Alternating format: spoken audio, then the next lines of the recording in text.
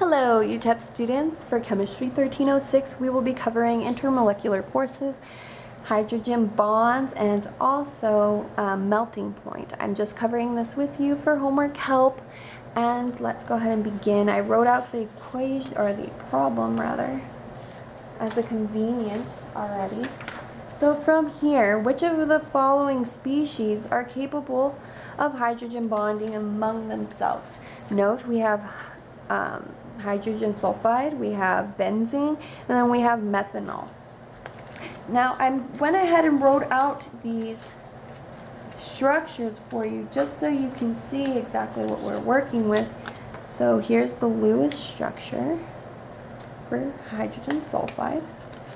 We have beautiful benzene with its ring and its resonance and its double bonds, and we have methanol. So for hydrogen bonding, you cannot have hydrogen bonding unless you have fun. So what that means is that you have fluorine, oxygen, and nitrogen.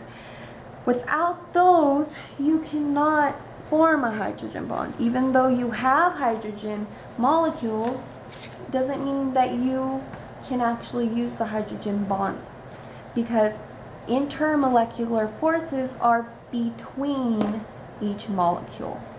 So this question is actually asking, among these type of molecules, which ones are capable of having hydrogen bonding? So just with this information flat out, you can see that hydrogen sulfide, no fun. Benzene, even though it's pretty, it's no fun. And methanol, here we go. Methanol actually has an oxygen in it. So just with knowing this amount of information, you can actually get where you want to go. But since this is science and you do need to know a little bit more about the reasoning behind things, I went ahead and wrote this out. I'm using the water molecule as an example. If you can see, the water molecule has oxygen, a lot like the methanol. And this is how they bond. You see the electrons, the pairs on top of the oxygens, they actually can hook onto each other with the hydrogen bonding. And notice they have two lone pairs, or pairs of lone pairs, on top of them. So for instance, this molecule right here, it has a hydrogen bond, but it only has one. This one has two hydrogen bonds. So its capabilities to have hydrogen bonds is based on how many pairs the fun offers, basically. So that said, fun follows the rules of increasing electronegativity. And what do I mean about electronegativity? Electronegativity is a measure of the tendency of an atom to attract a bonding pair of electrons. So notice I showed you the pairs that were bonding. So we can see them right over here. Notice the arrow is going this way, and this arrow is actually going this way. So this is almost like a little roadmap on which atoms are more electronegative. So over here we'll see fun, it's backwards, so it's NOF.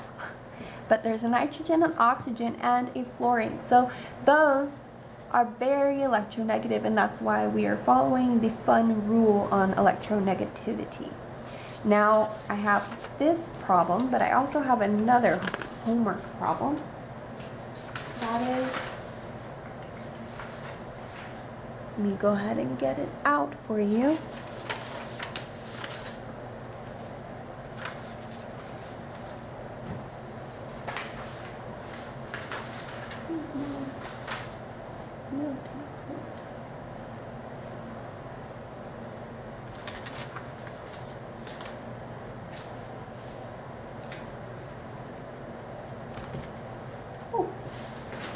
Here we go. There you go. Sorry about that. That was an intermission of science. So why does NaCl have a higher melting point than iodine? Now I went ahead, can't show you the answer just yet. I wrote down what the molecules look like, and I wrote them down in different forms just to show you how they are bonded to each other. Now, if you see the NaCl is basically hugging each other. It's using each other for warmth. It's almost like best friends. Let's go back to the periodic table and see this. NaCl, Na is over here, chlorine, sodium, chlorine, sodium. Notice that chlorine only needs one more electron to create its octet, and guess what? Sodium has it. So they are best buds. They're going to be very difficult to break apart, and they also, sodium, if you see, is an alkali metal. Chlorine is a nonmetal. It's actually a halogen. So they have this thing that you should remember from Chemistry 1305 called an ionic bond.